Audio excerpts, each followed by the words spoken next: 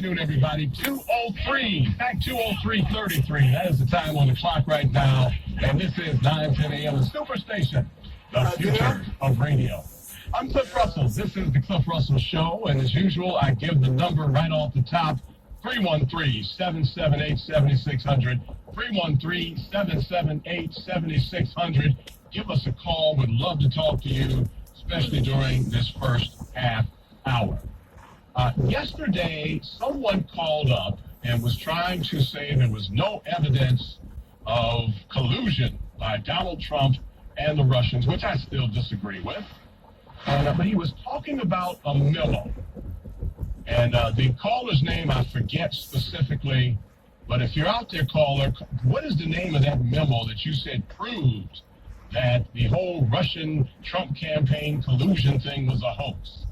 Which I still think is ridiculous. But whatever proof you thought you had, give me a call, 313-778-7600. I tried to look it up after I got home yesterday because I said, you know what, if this is some information that I'm not really familiar with, I need to look it up and read it and study it and find out the veracity of it. And but I couldn't find anything that was the description that you gave. Now, I think you called it the Pfizer memo, the Kaiser memo, some kind of memo. You said that proved that there was no collusion between Donald Trump and the Russians. It was all made up, which is ridiculous, I feel. But I do want to do my homework. And so if you're out there, give me a call. Although I do understand that you either called back during Spud's show or whatever, and Mike and Hotep let you have it. And I didn't hear that, so I couldn't hear the argument.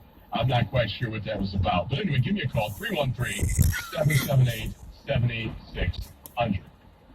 Well, the latest out of Washington now is it looks like Donald Trump is set to allow the memo from the Intelligence Committee, Nunes, to be released that supposedly has damning information about the FBI. And I think we need to step back a little bit and look at the big picture. I mentioned this yesterday. But the more I think about it, the more incredulous I am about it.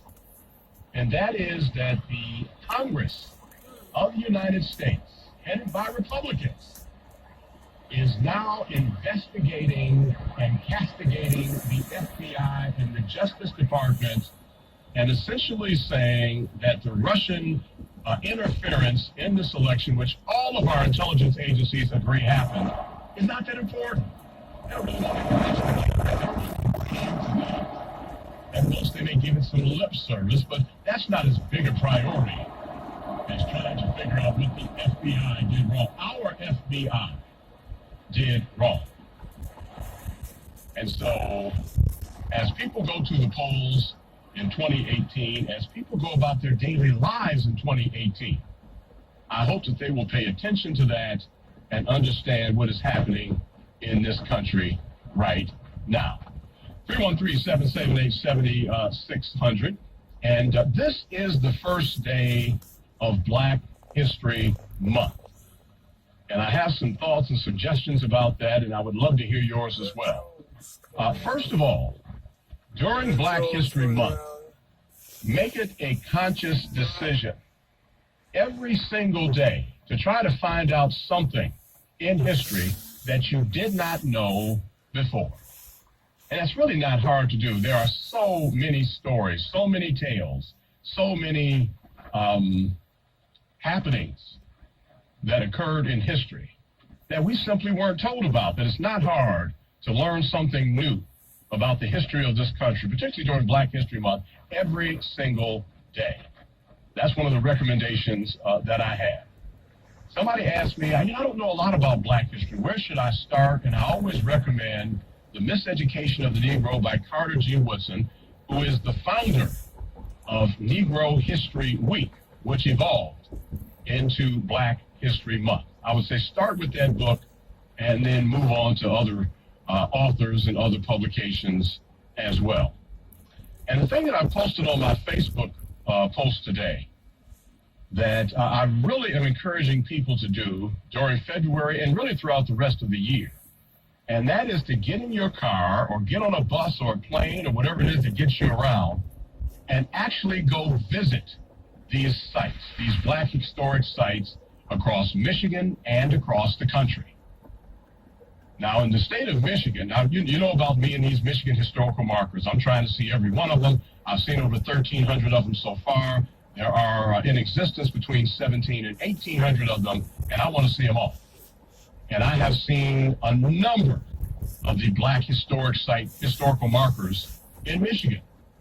You know, I've seen the William Lamberts and the George the Baptiste and the Second Baptist Church and the Fannie Richards and the new one, the 1967, or it says July 1967 Detroit, which of course talks about the disturbance or the riot or the explosion, whatever you want to call it.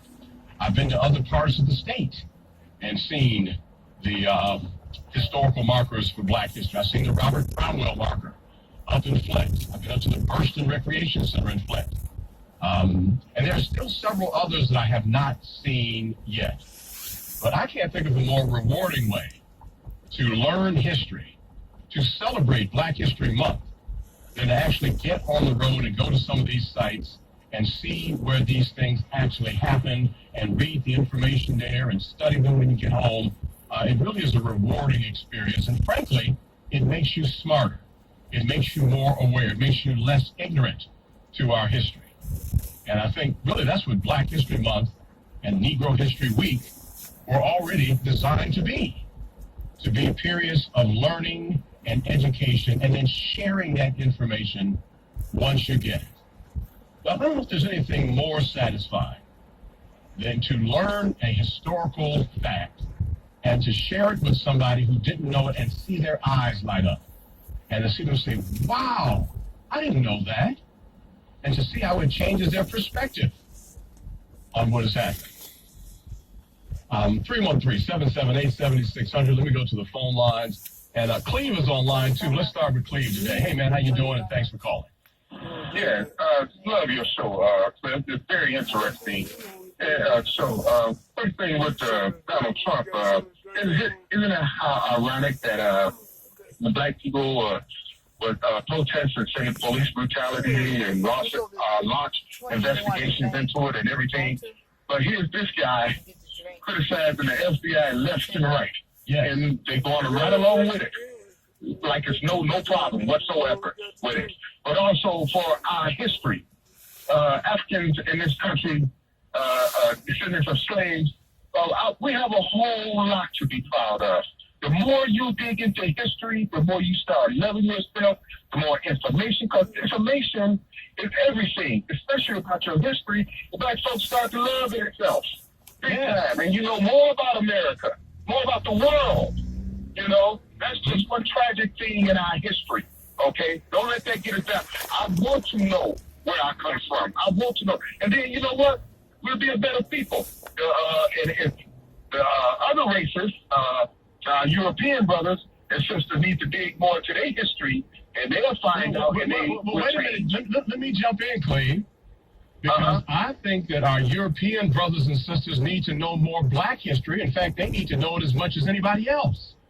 Because black history was created because the contributions of black folks in history, period, had been omitted, had been lied about, had been somehow kept either under the rug or out of the picture altogether. But if you're white, if you're black, if you're brown, if you're yellow, if you're red, the more you know about the totality of history in this country, the more you know about yourself. You cannot be white in the United States of America and know nothing about black history and completely know about your own history because you are too much intertwined for you to ignore one. Yes, it is. Yes, it is. And it comes from the foundation of this country. All of that. And if America just would turn its way, it's slowly, but the next generation is coming along. And a lot of them not going to put it. I had a lot of nieces and nephews that voted during Barack time, and these some grown-up folks voted, but they didn't vote this last election. Oh, they are totally upset. And they understand that you have, if anything that you do as a citizen of the United States, you must participate in voting.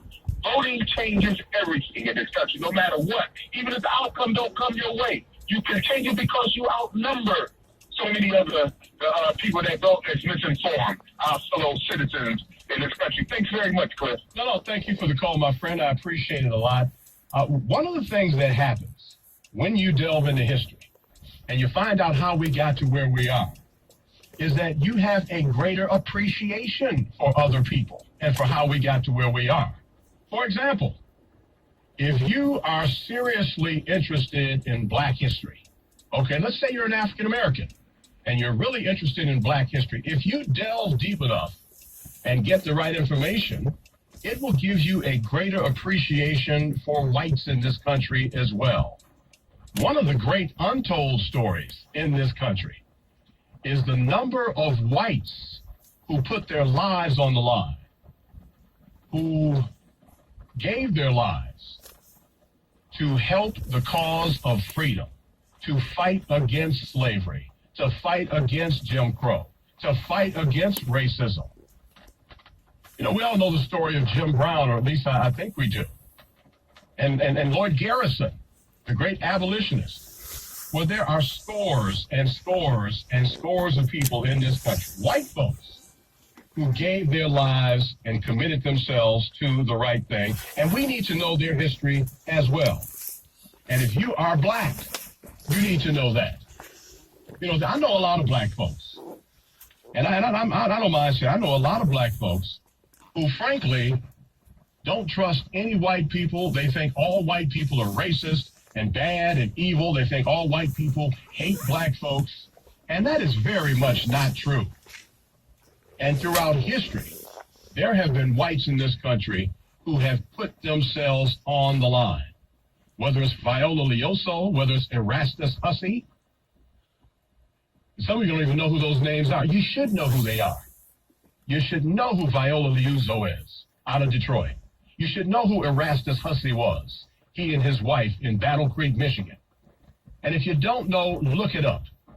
Erastus Hussey is Erastus, Hussey is Hussey. Find out who Erastus Hussey was, the role that he played in Michigan. If you're a black person or a white person in Michigan, you need to know who that was. Erastus Hussey, who was a white Quaker, I believe, is a legitimate legitimate hero in Michigan history. But if you don't know who he is, you don't have the benefit of having that hero. Let me go back to our phone lines, 313-778-7600. And I believe Rick is on line 2. Hey, Rick, how you doing this afternoon? Good afternoon. Hey, what's up, Cliff? I'm good. My life is always a joy hearing you, man. And I'm like you, Cliff. Not prejudiced. I know why people make sacrifices because all people are people. You know, they're from God. But you know, Cliff, I'm 57. And it just bothers me and makes me think, how did we get to be such second and third class as a people? I mean, even if you look all the way back, Cliff, all you see is, even in the days when they wore wigs and British, all you see is the white people had, you know, they had transformed before we did. They had got educated before we did. And that's what I want to know about, man. What did we do? You could find your average black man, hey, my queen, hey, king. Yeah, all right. Well, we some broke kings and queens. That's what I say. I mean, as a whole. Because I know some people who are doing really nice, good, and that's great. But, you know, for us to be calling ourselves kings and queens and run around uneducated, not only in America, I mean, if you look at a global, when you look at TV, man, I know they only show the black people